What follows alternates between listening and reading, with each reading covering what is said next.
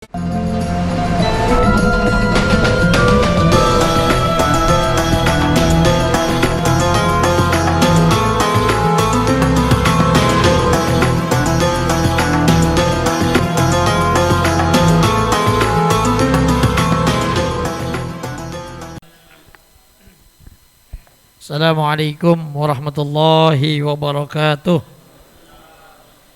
Bismillah, salatu wassalam ala rasulillah Sayyidina Muhammad ibn Abdillah wa ala alihi wa sahbihi wa mawalah.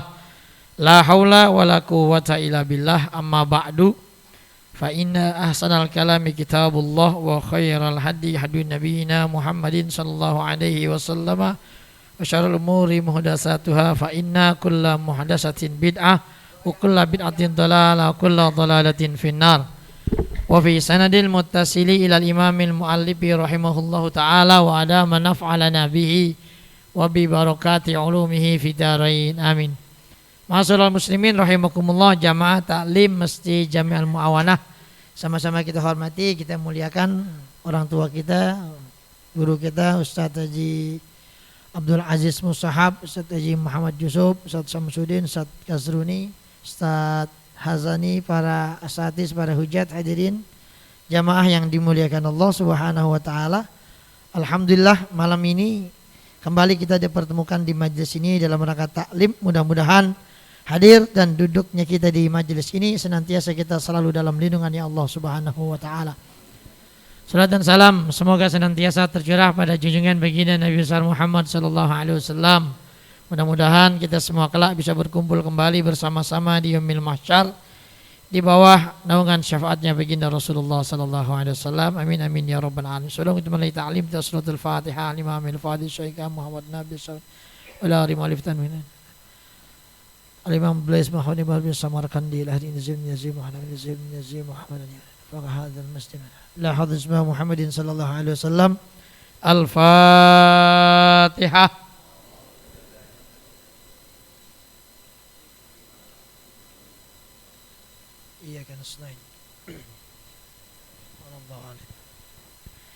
Hadirin jamaah rahimakumullah, kita lanjutkan lagi bacaan kitab kita. Ya, dalam pembahasan kita minggu yang lalu dijelaskan, ya, ma min mayyitin illa walahu khwarun yasma'u kullu dabatin indahu illa al-insan falau sami'ahu la sa'iqa.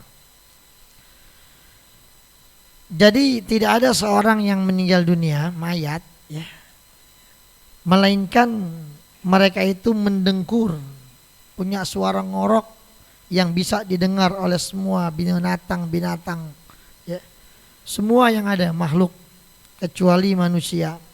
Kalau seandainya mereka bisa mendengar, maka niscaya mereka akan pingsan mendengar dengkuran itu. Lalu apabila dibawa ke kuburnya seorang muslim, kalau dia orang soleh, fa'in kana solehan, qala ajjilu bi law ta'lamuna ma amami minal khairi laqadamtumuni. Jadi kalau orang-orang mukmin, orang soleh itu waktu dia meninggal dunia, waktu dia digotong pakai kurung batang, itu mereka minta disegerakan, jangan pakai lama. Langsung aja, segera, cepetan anterin dia sampai ke kuburan. Mandi kita nggak dengar, kalau yang gotong dengar buruan apa? Ya, ditaruh tuh kurung batang, dia mendingan pulang. Itu gitu, ajilubi, segerakan aku. Ya, seandainya kalian tahu apa yang ada di hadapanku, niscaya dengan akan kebaikan-kebaikan. Artinya orang-orang yang soleh itu di kuburan itu udah berbagai kenikmatan yang Allah janjikan, itu udah dilihat dan dia udah tahu. Ya seperti yang kemarin diutarakan, kalau kita tuh kalau mau jalan-jalan tuh kan udah pengen buru-buru sampai. Ya mau jalan-jalan kapan? Lama banget nih mobil jalannya. Itu kapan sampainya nih? Gitu. Macet, udah mau orang jalanan macet. Udah pengen buru-buru sampai ke sono begitu. Karena apa? Pengen buru-buru sampai, tempatnya enak jalan-jalan.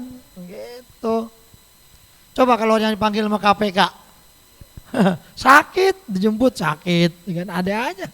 Ya kalau dijemput KPK alasannya emang nomor satu sakit udah. Ya kan, kalau sakit nggak bisa dibawa, tapi kalau sakit belum mau digotong juga udah. Makanya di KPK bikin rumah sakit juga, ada banyak yang pada sakit kalau dipanggil. Jadi begitu kenikmatan yang ada, dia lihat itu menyebabkan dia pengen segera. Ya. Ini makanya hadirin bain kana ghairu zalik. Tapi kalau yang meninggal ini bukan orang yang baik, ya, itu ngomongnya kebalikannya. La tu'ajjilu bi lau ta'lamuna ma tuqaddimuni lahu minasyarri lama ajaltumuni. Ya jangan, kalau bahasa kita slow aja apa slow gitu. Santai gitu.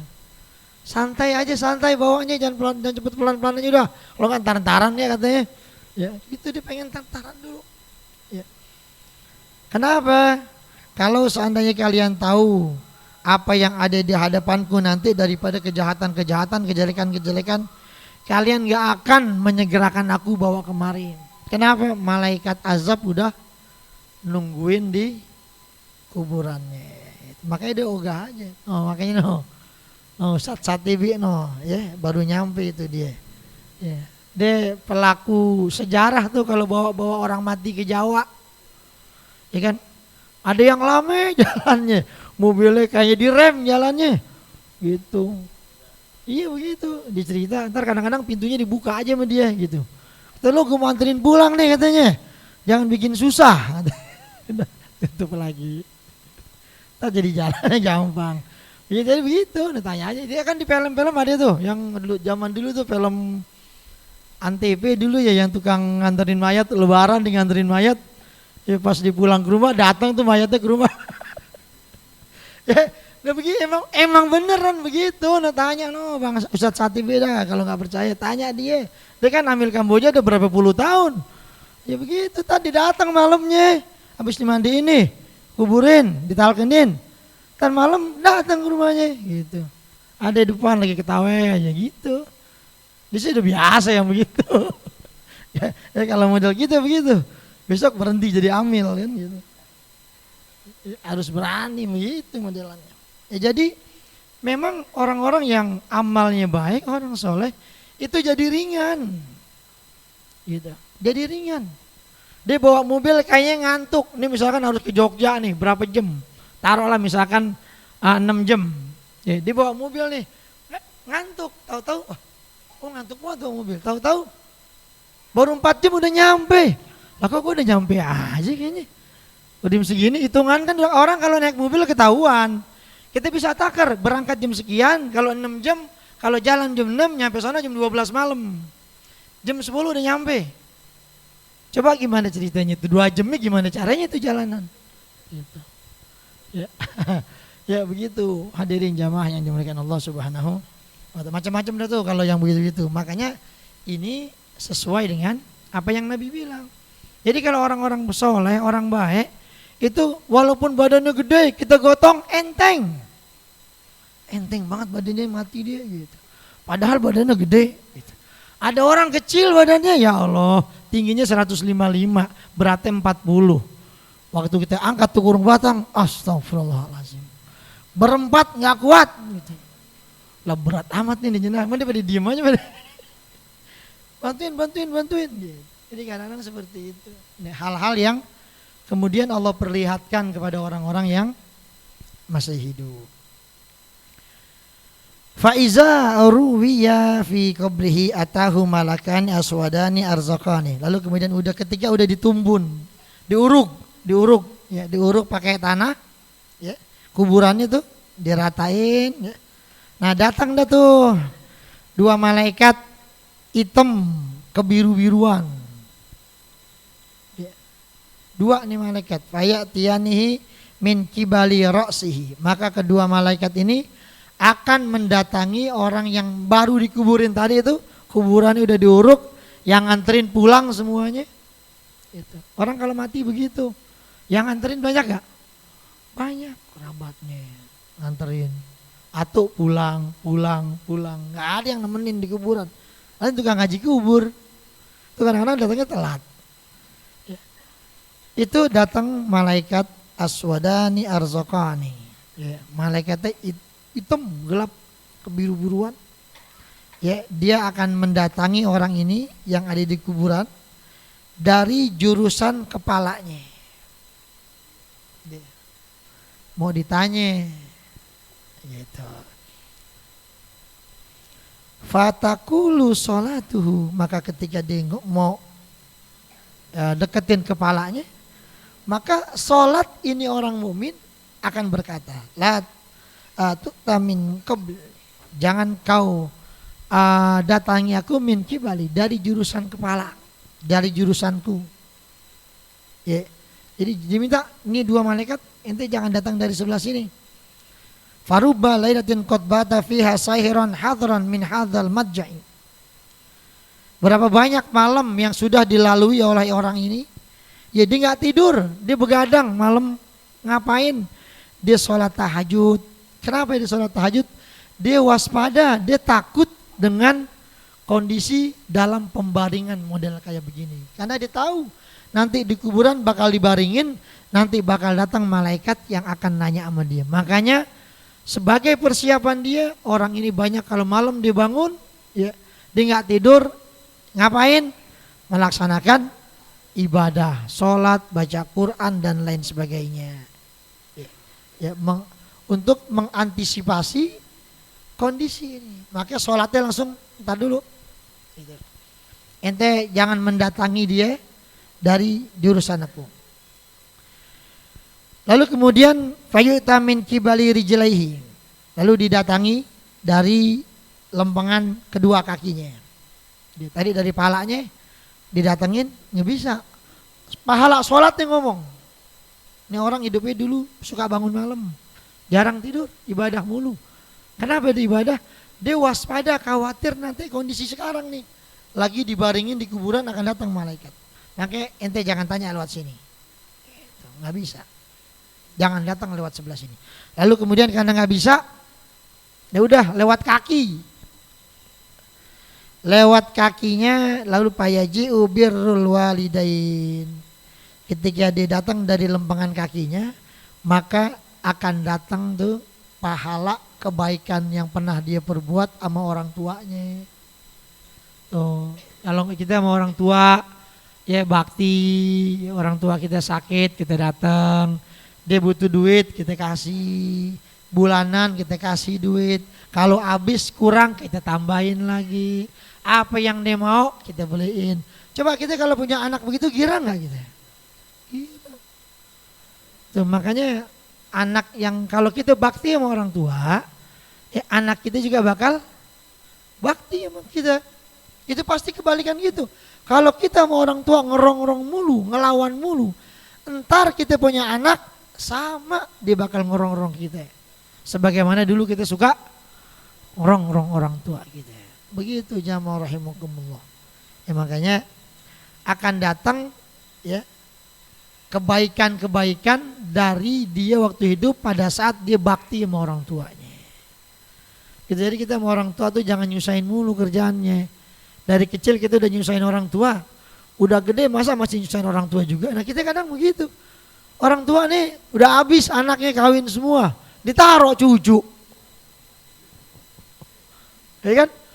Kata emaknya gue udah enak ngomong ngaji, kita sono kemari bebas dah gak ada anak. Cucu ditaruh sini. Iya, ada nggak yang begitu? Tapi orang tua marah nggak? Agak, malah kadang sayangan dia sama cucunya daripada anaknya, domelin cucunya sama bapaknya. Ya jangan, cucu gue jangan omel-omelin katanya. Biarin aja gitu. Tuh orang tua tuh. Ya padahal dia udah capek dari dulu ngurusin anak, nyebokin, nyuapin. Udah pada gede semua, udah dikawinin semua. Kelar harusnya urusan nyebokin, nyuapin. Cucu nyampe. Enggak, dia mau suruh pulang ke rumah bapaknya. Enggak tega sama cucu. Kalau yang namanya kakek itu sama cucu lebih sayang kadang daripada sama anaknya. Ya kan, dia punya anaknya cucu, ini sayangan cucunya daripada anaknya. Itu cucu tuh begitu. Ya. Ya makanya. Tapi kita juga jangan kerepotin orang tua kalau kita ada duit. Ya suruh orang aja ngerawatin. Kata emaknya udah lo nggak usah ngupah-ngupahin orang. Lo kasih aja gue duit sini udah. Ntar gue yang jagain cucu lu, anak lu gitu. Kadang-kadang orang tuanya juga yang minta. Ya jadi seperti itu. Hadirin rahimakumullah. Ya selama orang tuanya redo-redo aja sih nggak ada masalah gitu. Tapi paling kagak mesti kasih yang bantuin, upain, jagain. Ya, ini orang tua udah capek dari dulu ngurusin kita dari kecil. Udah gede jangan disuruh ngurusin cucu. Ya, tuh inget nih anak-anak muda nih. Ya kan, lakinya kerja, bininya kerja. Anak taruh sama siapa nih? Udah taruh mamanya sana kita pagi-pagi antarin mamanya. Sore jemput. Ada kan yang begitu ya? Di sini ada yang begitu.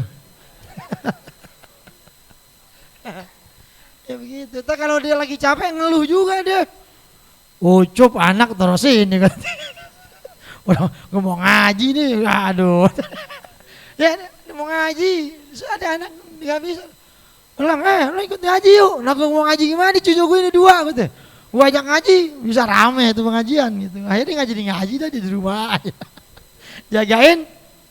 Harusnya dia udah selesai, udah waktunya dia untuk ngumpulin bekal.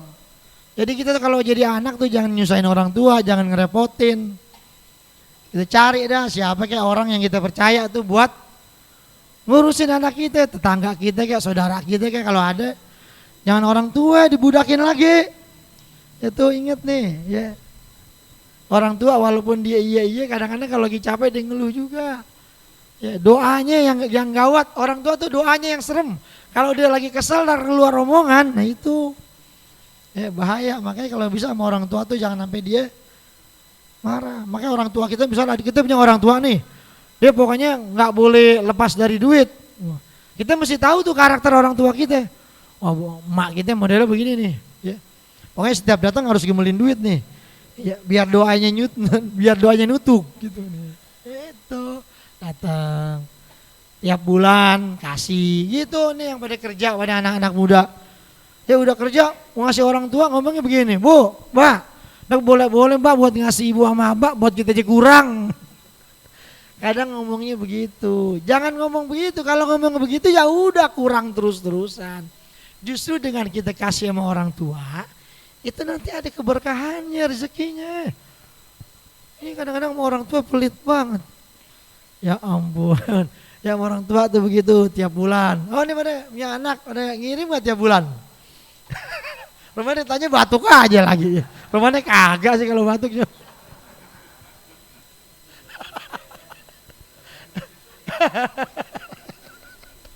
Iya, udah dikasih bulanan kagak, suruh ngurusin cucu katanya. Aduh ini anak udah bener. Habis itu di jalan-jalan lagi ke puncak berdua-duaan nginep. Mak saya ada acara kantor nih di Jogja 3 hari. Saya jalannya berdua bini ya, ini anak tuh. Anak dititipin lagi tuh cucu di rumahnya. Ya Allah, itu udah repot banget dia mau masak. Ya jangan begitu jadi anak sama orang tua. Orang tua tuh udah capek dari kecil ngurusin kita. Udah gede jangan dibudakin lagi suruh ngurusin anak kita. Cari orang yang kita percaya buat biar udah anak lo mau gue aja gue yang jagain. Jangan Bu, ibu di situ aja di rumah aja udah. Udah saya suruh orang aja yang jagain udah. Jadi begitu hadirin rahimakumullah. Ya jamaah yang dimuliakan Allah Subhanahu. Jadi bakti sama orang tua itu salah satu penyebab anak rezekinya jadi berkah. Sama orang tua tuh. Walaupun kita nggak ada duit, udah kita ada-adain kita bagi aja dah. Bu, wah, mau beli obat nih. Ya, sakit. Obatnya berapa? 200.000, mahal banget obat lagi 200.000. Ya udah dah, gitu. Orang tua. Ya. Berkah sama orang tua itu pasti. Ya, itu udah pasti. Itu contohnya udah banyak dah kalau kita mau bicara bab birrul walidain, bakti sama orang tua, wah luar biasa. Orang tuh kalau durhaka sama orang tua, itu baunya sorga aja, itu jaraknya kan 500 tahun perjalanan, dia kagak bisa cium. Jadi surga nih, itu jarak 500 tahun perjalanan. Kita kalau jalan kalau 500 tahun, kira-kira sampai mana jalan? Nah umur kita jangan sampai 500, ya kan? Itu ibaratnya begitu. Artinya surga itu baunya bisa dicium dari jarak yang sangat jauh. Tapi orang-orang yang durhaka sama orang tua, jangankan masuk, nyium aja dia kagak dapat. Ya. Begitu.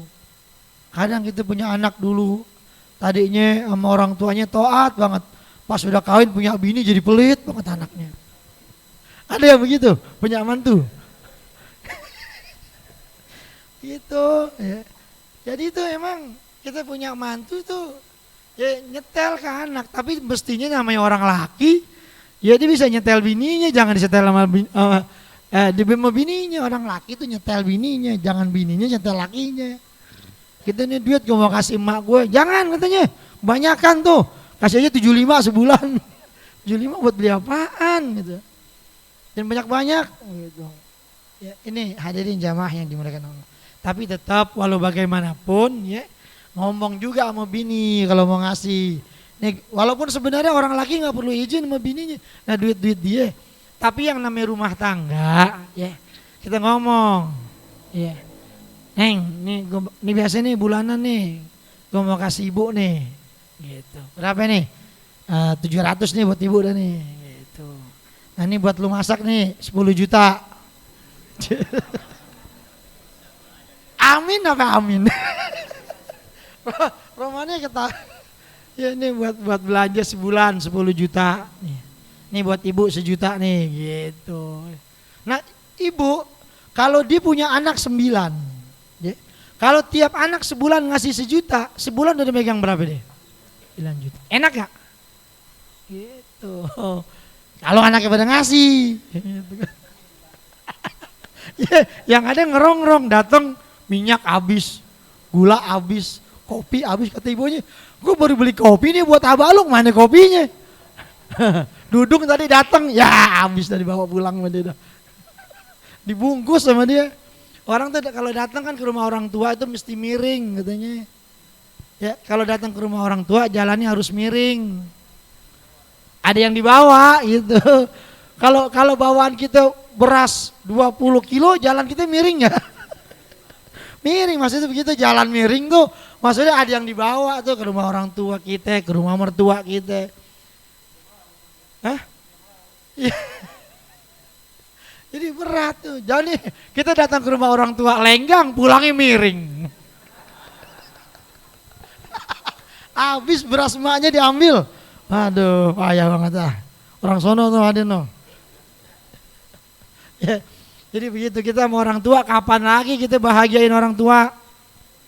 Makanya kan orang tua tuh mesti didik anaknya begitu. Lo jadi anak biar bakti, biar ingat sama orang tua. Ini kadang-kadang belum nyenangin orang tua, udah kawin aja.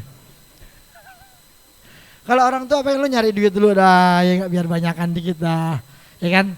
Biar bisa nyenengin orang tua, ya kan? Bu mau jalan-jalan bu ke Perancis. Itu bukan ke Ragunan sih murah. Ibu mau umroh bu, yeah. Besok berangkat, emang duitnya ada, gampang udah. Yeah. Enak kan kalau punya anak itu. Udah, ini motor rumahnya diselak nggak hidup, udah taruh aja sana, jalanan kasih orang. Ntar gue beliin yang baru. Oh gitu anak tuh begitu. Masuk ke rumahnya pintunya kan pada bunyi. Wah ini pintu udah pada begini. Besok ganti pintu ini jelek banget. Gitu. Besok datang tukang ganti pintunya. Orang tua tuh kalau punya anak begitu enak. Gitu. Ya, gitu. Pulang gemelin duit ibu nih buat beli beras. Gemelin kayak amplop 5 juta gitu. Senang gak orang tua gitu? Iya. Punya anak gak usah banyak dah. 3 aja begitu. Ya lebaran ntar datang lagi begitu, mau puasa datang sama orang tua. Tuh anak tuh mestinya begitu sama orang tua. Kata anaknya, bu kan gue ngojek doang, bu ngojek, kata duitnya pas-pasan. Kalau kita mau sedekah sama orang tua ntar rezekinya banyak. Tuh ginian kita, handphone kita ngojek bunyi mulu. Ada yang ke Bogor, ada yang ke Puncak ngojek gitu. Cuman kadang-kadang dia kagak mau ambil, kita ngojek ke Puncak berapa ya, berapa ratus ribu harganya ngojek. Rezekinya banyak, temennya gak bunyi-bunyi, handphone lo bunyi mulu katanya, kok gak bunyi-bunyi? Lo sama orang tua lo gak pernah sedekah ya? Gak pernah ngasih duit lo sama orang tua lo? Kagak, itu makanya handphone lo gak bunyi-bunyi. Gue taruh di mana ya nongkrong bunyi terus tuh, panggilan lagi tuh udah tuh. Begitu, kalau yang namanya berkahnya orang tua begitu. Wah nih gue dikunci kali ini sama sono nih, jadi gak masuk-masuk nih orderan. Kalau lo masuk mulu, lo sama orang tua lo pelit lo kayaknya lo gitu. Bilang aja begitu. Makanya orang tua sedekah sebelum berangkat ngojek ke rumah orang tua dulu. Ya, Bu, doain Bu, mau ngojek. Gitu. Biar apa ya? Biar selamat, berkah. Gitu. Ya nggak apa-apa. Orang tua tuh doanya mustajab. Ya makanya orang tua kita kalau masih ada itu keramat kita tuh. Ya keramat itu. Ente nggak usah datang ke Habib Kuncung, Habib Sono, kejauhan. Ya, kejauhan. Tuh di rumah tuh ibu kita itu keramatnya. Gitu. Saya pernah waktu itu ngobrol sama Kiai Fahru Rozi Ishak. Lagi dia datang ke rumah Habib. Saya bapaknya Habib Ali, siapa namanya? Habib Abdurrahman, Al-Wasairul Walid Abdurrahman. Dia kan ngajinya ke sono, dia datang tuh. Assalamualaikum, guru. Ji, lu kemari, lu udah ke rumah ibu lu belum? Belum, sono ke rumah ibu dulu. Baru kemari. Ya, itu disuruh sama orang tua aja dulu sono.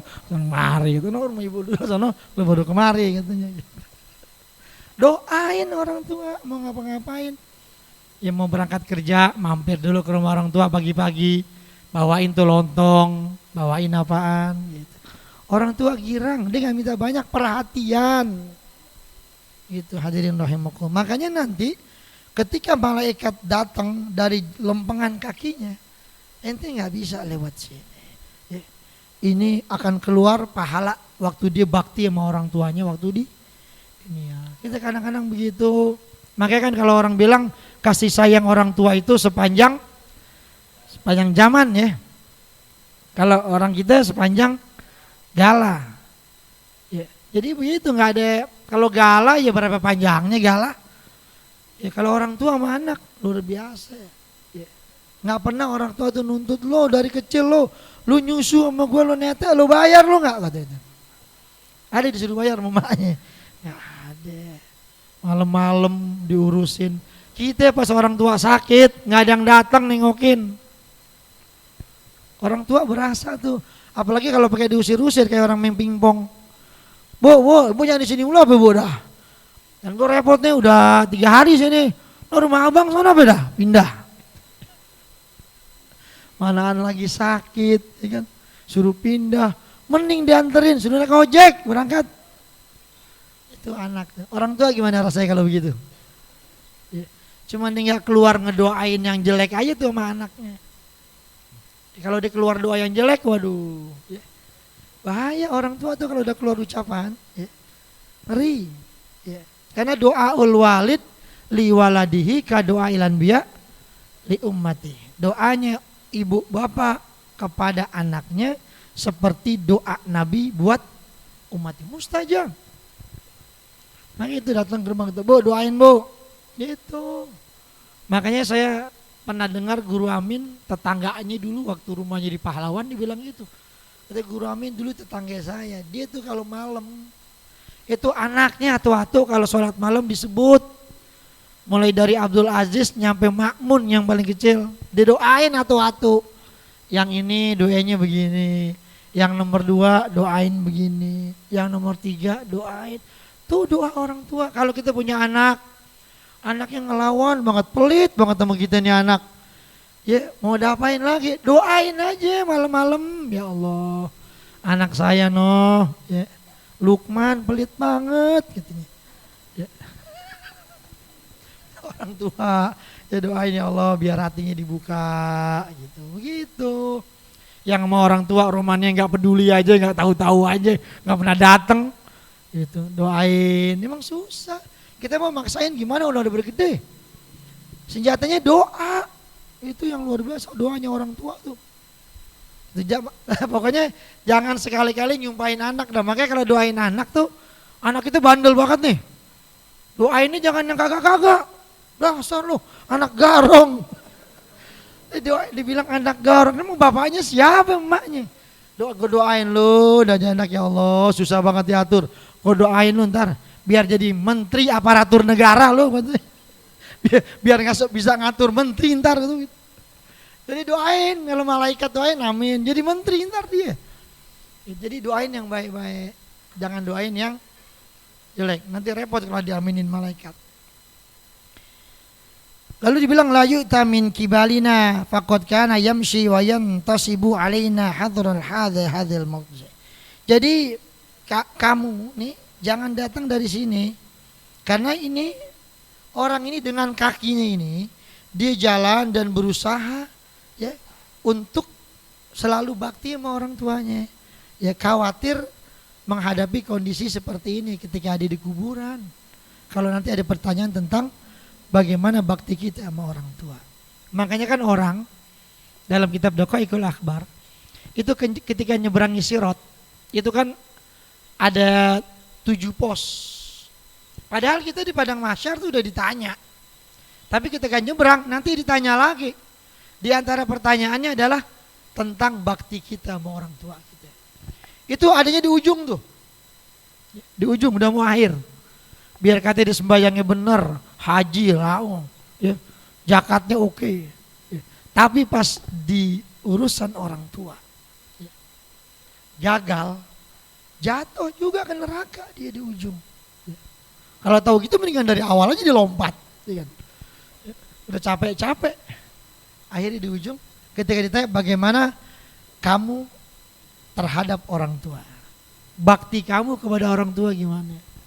Ketika catatan baktinya nggak ada, pelit banget sama ibunya, sama bininya sayang banget, apa aja dibeliin. Sama orang tuanya, pelit banget. Ada yang punya mantu begitu, anak? Hah?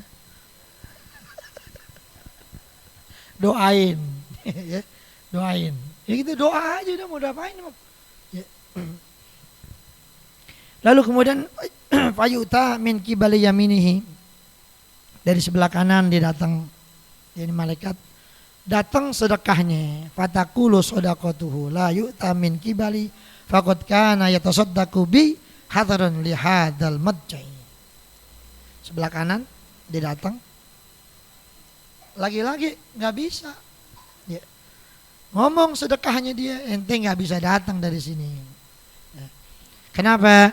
Karena ini orang waktu hidupnya dia selalu bersedekah dengan bagian, kan kalau sedekah disuruh pakai tangan kanan. Gitu. Cot, kalau sedekah tangan kanan, kalau ngambil tangan kiri dong. Kagak juga, nggak boleh. Di tangan kiri itu kalau cebok tangan kiri. Ya. Katakan kita kalau yang baik harus tangan kanan. Dia mau nukar sendal di masjid, ngambil tangan kanan itu nggak boleh, ngambil tangan kiri. Ya. Bukan buat itu, tangan kiri itu buat halal yang jelek. Ya, kalau buat ngambil sendal sih lain ceritanya itu mah. Itu namanya gosop, nyolong sendal orang. Sendal kita itu kalau udah hilang di masjid udah jangan ambil sendal orang. Ini kan kejadian orang sendalnya hilang tuh jadi 10 yang hilang. Gara-gara apa? Dia hilang sendalnya ikas. Dia ambil sendal orang. Udah 2 orang yang hilang. Nah sendal yang diambil ikas dia ngambil lagi sendal orang. Ketiga. Lalu ngambil lagi, satu sendal hilang udah biarin, yang hilang cuman atau yang yaudah nggak usah pakai sendal, ya sendal berapa mahalnya sendal, itu nggak apa-apa hilang. Saya sering sendal saya hilang sendal, makanya saya punya sendal stok ada 5 di rumah. Gue bilang kapan sendal gue hilang lagi nih? Ntar tahu-tahu habis ngomong gitu dapat 3 hari hilang. Gue ngomong gitu sih hilang dah sendal. Gitu, ntar kalau lagi acara hilang, udah Ustaz pakai sendal angin aja, pakai ini. Udah kagak, nggak usah tuh, nggak usah dah. Saya nggak usah pakai sendal lah, gitu. Ngapain dia pakai, udah nggak usah, udah. Sendal saya banyak di rumah. Ya udah, naplak aja orang kita naik motor, kecuali jalan kaki kali, naik motor, ya kaki kita taruh di atas kan gitu. Itu hadirin jamaah rahimakumullah. Lalu kemudian bayuta min kibali shimalihi, dari sebelah kirinya datang ini malaikat 2. Yaqulu somu, puasanya dia ngomong. Gitu. La yu'ta min kibali faqad kana yazma'u wa yaju'u hazran li hadzal madja'i. Lagi puasanya dia ngelarang. Ya jadi nggak bisa, jangan lewat sini. Ente mau nanya nggak bisa. Kenapa? Ini orang dulu waktu di dunia dia sering aus, dia sering lapar, dia puasa. Kenapa dia puasa? Dia khawatir tentang kondisi nanti di pembaringan nih saat ini. Ketika ada di lubang landak di dalam kuburan. Gitu. Ya. Lalu habis kayak gitu, fayuqazu kama yuqazu naim. Maka dibangunin dah tuh dia. Dia mau nanya nggak jadi dah katanya. Gue mau nanya gimana katanya. Semuanya nolak, udah bangun. Udah bangun dah katanya. Ya. Bangun sebagaimana orang yang baru bangun dari tidur. Gimana sih orang kalau bangun tidur dibangunin? Gitu dah. Ya. Nggak tahu aja. Jadi tadi malaikat tuh mau datang lewat sini. Nggak bisa lewat sini. Dia mah tidur aja udah. Akhirnya karena nggak bisa udah bangun. Ya. Jadi kemudian nanyanya nggak ribet-ribet udah. Aro'aita hazar rajul alladzi kana yaqulu ma yaqulu ala ma kunta minhu fayaqulu man huwa fayaqalu Muhammadun sallallahu alaihi wasallam. Ya. Jadi pertanyaan malaikat begini, tahukah kamu tentang seseorang yang mengatakan apa yang kamu katakan? Artinya, tahukah kamu tentang orang yang mengajarkan Islam yang ketika dia ditanya dia bisa jawab semuanya? Siapa itu orang yang ngajarin dia tentang itu semua? Iya. Ya, siapa dia? Gitu. Ayyuqal dikatakan Muhammadun. Oh Muhammad, dibilang oh iya. Yaqul asyhadu annahu Rasulullah. Ya pas dibilang maksudnya apa ya? Orang yang ngasih tahu apa yang aku pahami. Siapa emangnya? Kata Malik, Muhammad. Oh iya. Ya, aku bersaksi dia itu adalah Rasulullah. Ya, asyhadu annahu Rasulullah. Jadi pertanyaannya nggak ribet. Man rabbuka wa man nabiyyuka. Enggak. Dia mau nanya apaan? Udah tanya gitu aja. Ini Muhammad siapa? Oh iya. Itu Rasulullah. Selesai udah. Habis itu udah selesai. Ini malaikat dua bilang ishta mu'minan wa mitta mu'minan. Kamu hidup dalam keadaan beriman dan wafat pun dalam keadaan beriman. Jadi begitu selesai urusannya. Jadi nggak ada man rabbuka wa man nabiyyuka man, ini selesai. Jadi pertanyaan gitu doang. Ente tahu nggak nih orang yang ngajarin ini ente Islam yang ngerti jadi ini. Nah orang kan dikata gitu bingung. Siapa ya maksudnya? Muhammad. Oh sallallahu itu mah Nabi. Aku bersaksi dia itu Rasulullah. Gitu. Pas dengar nama Nabi Muhammad langsung paham. Ya. Maka kemudian fayufsahu lahu fi qabrihi. Diluaskan bagi dia kuburnya. Wa yanshuru lahu min kulli karamatillah. Maka dia akan dilapangkan bagi dia ya akan semua kemurahan Allah Subhanahu wa taala. Ya. Sesuai dengan apa yang Allah kehendaki. Ini kuburannya diluasin, lalu kemudian dibeli karunia itu di kuburan. Ya, pintu sorga dibukain. Jadi angin-angin sorga itu udah masuk. Baunya sorga itu udah masuk. Udah kelihatan sorganya, cuman dia belum boleh masuk. Gitu. Makanya panas Allah taufiqa wal ismata wa yu'idana minal ahwa'i dhalati al mudillati wal ghaflah wa yu'idana min azabil qabri fa innan nabiyya sallallahu alaihi wasallam kana yata'awwadhu billahi minhu. Maka kita memohon kepada Allah Subhanahu wa taala pertolongan dan perlindungan ya dari Allah Subhanahu wa taala, dan memohon kepada Allah agar Allah menjauhkan kita dari keinginan ahwa'id dhalah ya, dari keinginan yang sesat, keinginan yang enggak benar, pengen begono lah, pengen beginilah, pengen itu dan lain sebagainya. Ya. Udah. Cita-cita boleh kita gantung setinggi-tingginya. Ya. Tapi kita juga mesti tahu diri juga. Gue pengen anakku jadi presiden nih. Ya. Tapi bukan sesuatu yang mustahil. Ya siapa yang nyangka Jokowi jadi presiden? Ente lihat aja fotonya dulu waktu jadi tukang kayu. Ya, nyerut kayu. Nyerut kayu tuh, kalau orang itu dulu tukang kayu yang gergajinya panjang tuh, yang nariknya berdua. Nanti kan tukang mebel di Solo. Bikin kayu. Tapi kalau Allah mau angkat, jadi. Makanya saya ngajar kalau malam Jumat tuh selang-seling tuh sama Kiai Soleh Rohmani. Dari dulu sih awalnya dulu sama Kiai Muhammad Amzir meninggal. Saya minta ganti lagi. Saya disuruh ngajar sendirian nggak mau, ganti-gantian aja. Sama Kiai Abdul Halim Hussein gantian. Terus Kiai Abdul Halim meninggal. Sekarang sama Kiai Soleh Rohmani gantian selang-seling. Nah itu di rumah dia itu teman SMA-nya Jokowi di Solo. Dia orang Solo. Makanya dulu waktu kampanye gubernur, ya kan, timnya Fauzi Bowo kan saya punya paman tuh Makmun Amin. Saya dipanggil, Din, bikin acara. Panggil Om Irama, ntar duit gue yang ngasih semua. Kita sudah jalan aja udah.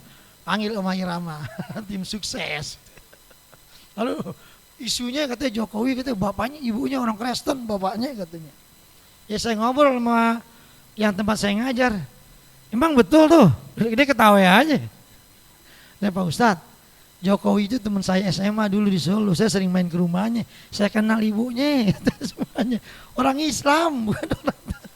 Kadang-kadang kalau udah mainan politik ya, itu kita kadang-kadang nggak tahu berita, dia fitnah orang. Kita sampai sekarang belum bisa minta maaf tuh kalau begitu. Minta maafnya kapan? Udah tuh. Kadang-kadang itu berita belum ketahuan bener kagaknya, langsung.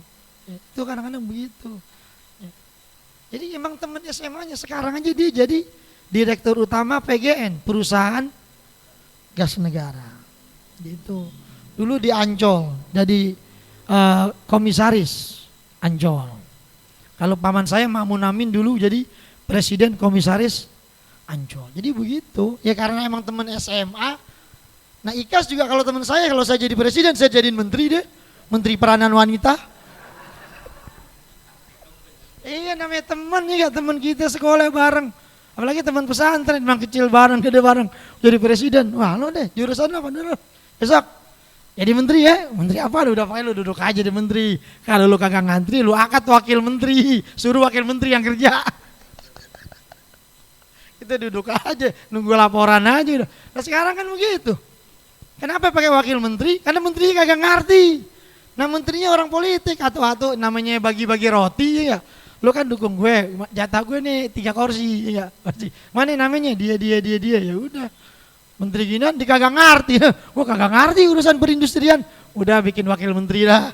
Ya wakil menteri yang ngerti. Lo mah tinggal tanda tangan aja laporan. Begitu caranya. Jadi seperti itu wajar lah. Jadi kalau orang ngangkat temennya, masa musuhnya diangkat? Nah nggak mungkin. Nah itu hadirin jamaah rahimakumullah.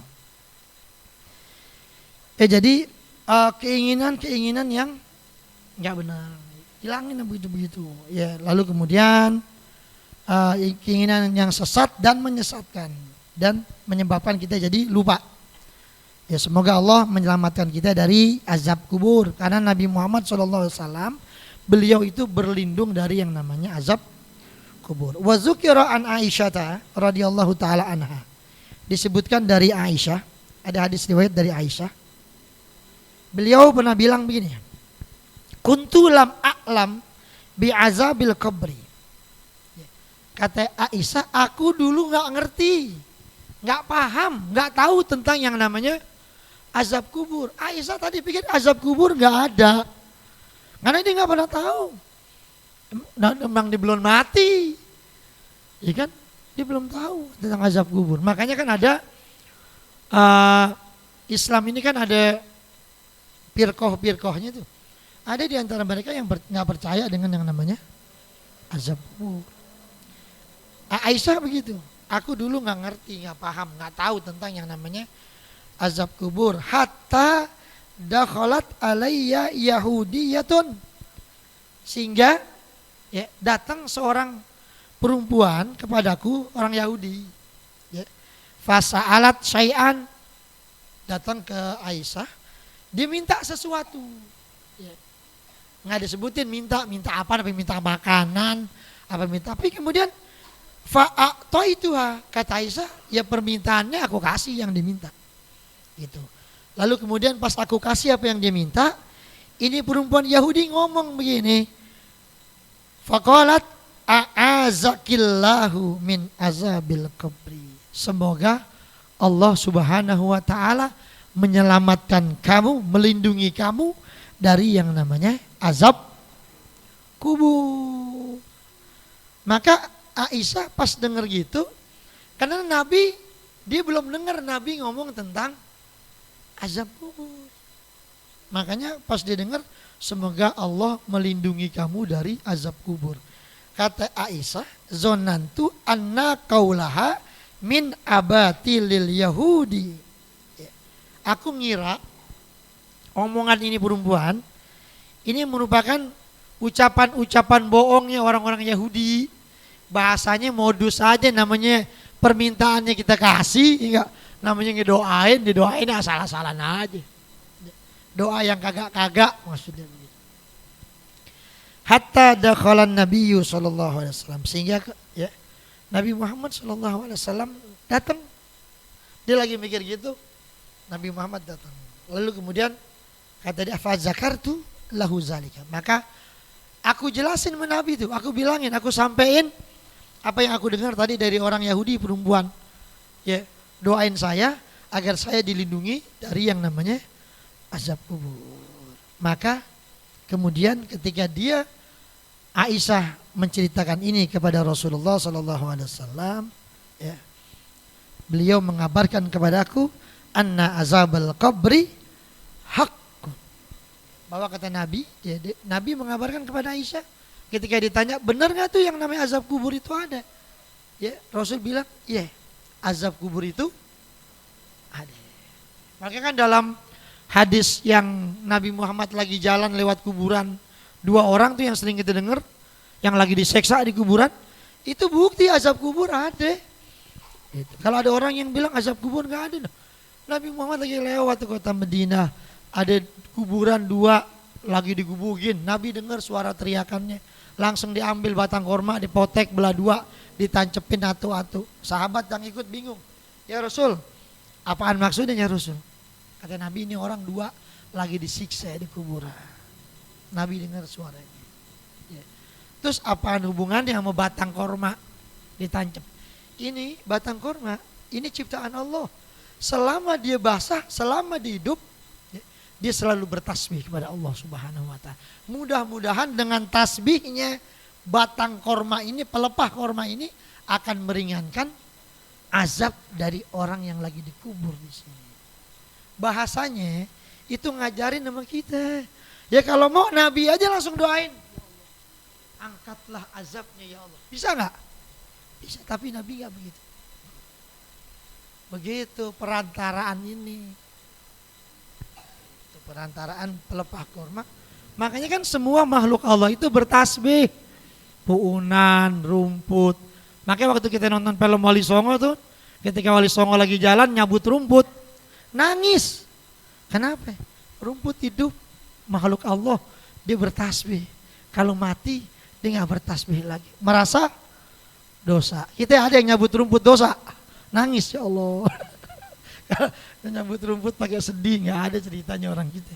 Ya, itu sampai kayak begitu tuh. Ya kalau orang-orang yang hatinya udah ya beda lah sama kita, jauh gitu mah nggak nyampe begitu. Nah ini hadirin jamaah yang dimuliakan Allah Subhanahu wa ta'ala. Jadi mesti kita pikirin ini ya untuk urusan kuburan. Azab kubur itu berat, mengerikan. Ya, makanya Nabi SAW ya orang-orang yang berkencing tuh ya, yang kalau kencing kurang tiris itu hati-hati sama yang namanya azab kubur, sama orang yang tukang ngadu domba orang, ngomong sono, kerjaannya jadi provokator. Tuh banyak tuh ntar kalau lagi bulan-bulan pemilu tuh yang bakal dapat azab kubur tuh begitu. Dia tahu yang benar mana, cuman emang sengaja dia bikin onar gitu. Hadirin rahimakumullah. Saya punya kawan, dia kalau di internet kan ada tuh buzzer namanya. Ya. Masing-masing tuh punya buzzer. Buzzer itu gimana yang bayar? Buzzer, ente ngerti gituan? Buzzer aneh kasih duit 2 miliar, pokoknya itu bikin berita apaan aja deh, pokoknya ngaco aja. Yang satu lagi, ini kubu 1, yang ini kubu 2. Itu kadang dia seruangan mainnya. Dia mah ketawa-tawa aja. Provokator namanya. Yang penting kan dapat duit, orang mau berantem kayak masa bodoh. Makanya kita kalau dapat berita begini-gini nih ya, cek dulu kebenarannya, bener apa kagak. Ya. cek langsung di berita. Ada berita ini, betul nggak nih beritanya? Ya, pencet ini ntar dapat pulsa 100.000. Emang duit lagi kagak katanya. Wah langsung aja ngikut. Tahu-taunya dibohongin gitu. Tuh yang ngirim beritanya tuh dosennya tuh. Ya berapa banyak, makanya cek dulu sebelum kita share. Ini bener nggak nih? Dapat pulsa, orang udah gituin tahu tuh zong. Ya itu jamaah yang dimuliakan Allah Subhanahu wa taala. Makanya Rasulullah sallallahu alaihi wasallam ya bicara kuburan, Sayyidina Utsman aja kalau ngomongin kuburan nangis. Ya, ngeri kuburan. Ya enggak usah Sayyidina Utsman, kita aja main di kuburan ngeri ya. Ya, ngeri, cuman kalau orang sekarang kayaknya udah enggak ngeri sama kuburan. Rumahnya banyak di samping kuburan. Justru kuburan paling ngeri sama orang hidup sekarang. Kenapa? Duruk dijadiin rumah. Itu orang mati, ya Allah, lu tega banget sama gue, ini kan rumah gue diuruk juga. Ada yang nguruk kuburan jadi rumah. Hati-hati tuh yang begitu. Ya. Kalau orang-orang tuh kalau urusan sama kuburan, ya, itu bukan cuma di akhirat, di dunia dikasih lihat. Ya, sama kuburan, sama anak yatim, ya, sama orang tua, itu kalau yang macam-macam tuh. Ya, hati-hati. Ya kuburan wakaf, ya. Jangan coba-coba kita jual tuh tanah wakaf kuburan. Ya, habis sudah ente. Ya. Ini kan itu buat pergi haji. Kagak lihat Ka'bah ente di sana ntar. Ya, jual kuburan. Ya kalau seandainya kuburannya mau dipakai buat jalan umum. Ya ini mau dipakai buat jalan nih. Karena nggak ada jalan lagi harus lewatin kuburan nih. Kalau begitu kalau buat kepentingan umum nggak apa-apa jual, cuma ntar pindahin nih. Itu. Nah nanti kan kadang-kadang pemerintah ngasih ganti rugi tuh. Ente jangan coba-coba ambil duitnya. Ya, nih kuburan dipindahin semua, dipindahin ke tanah kusir semuanya nih. Yang ada berapa kuburan di sini? Ada 20-nya diangkat, pindahin ke tanah kusir. Ya. Pokoknya ini mau dijadiin jalanan. Ntar ada duit kompensasi. Pokoknya kuburan yang gali pemerintah, yang angkut dia semua, kelar semua, dikasih duit kompensasi. Ente jangan coba-coba ngambil tuh duit kompensasinya. Kalau ada tuh duit kompensasi, itu duit langsung kasih ke Masjid Al-Mu'awanah. Ya, jangan coba-coba ente beliin beras, mencret yang ada ente ntar. Ya, itu udah diwakafin udah. Ya, nggak ada ceritanya duit kita pegang. Sama kan banyak tuh di daerah Kuningan ada masjid yang udah nggak laku. Kenapa nggak laku? Karena orangnya udah nggak ada. Masjid ada 1000 meter, tapi udah diwakafin. Itu urusan Departemen Agama udah. Ahli waris tapi kan ngiler juga. Ya, yang wakafin kakeknya. Tanah ada 1000 meter, sekarang semeter 50 juta, berapa miliar? Ya. Lalu kemudian kantor mau beli, karena juga yang sembahyang udah ada, udah nggak ada yang sembayangin. Orang Kuningan habis semua udah pindah. Di sana nggak kepake, pahalanya jadinya kagak ngalir. Makanya ruslah dipindahin ke tempat lain. Ya, jangan coba-coba nerima duitnya. Gitu. Ya, di situ jadi satu masjid. Itu disebar bisa jadi 5 masjid di tempat lain. Kenapa? Nah kalau semeter 50 juta, kalau 1000 meter berapa juta? Berapa miliar? 50 miliar. Banyak gak tuh? Ngiler gak tuh ahli warisnya? Iya puyeng juga, apalagi yang duitnya kagak. Waduh 50 miliar. Ini punya engkong kita nih. Jangan coba-coba ya. Itu udah diwakafin mau kakek kita dulu udah. Udah sono bawa semua duitnya, bangun tuh masjid di mana kayak jadi 3 tempat, jadi 5 tempat, bikin masjid, beli tanah lagi lebarin, biar pahala orang yang pada wakaf semuanya bisa ngalir lagi di kampung tempat yang lain, yang orang pada sembayang di situ. Ya, tuh hadirin rahimakumullah. Ya demikian mudah-mudahan ada manfaatnya. Al-Fatihah.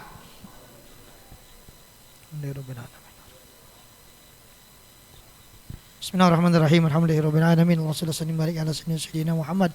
Allahumma zidna ilma sidana fid dhikr wa atina fid dunya hasanah wa fil akhirati hasanah wa qina adzabannar. Sallallahu ala sayyidina Muhammadin wa sallam alhamdulillahirabbil alamin. Assalamualaikum warahmatullahi wabarakatuh.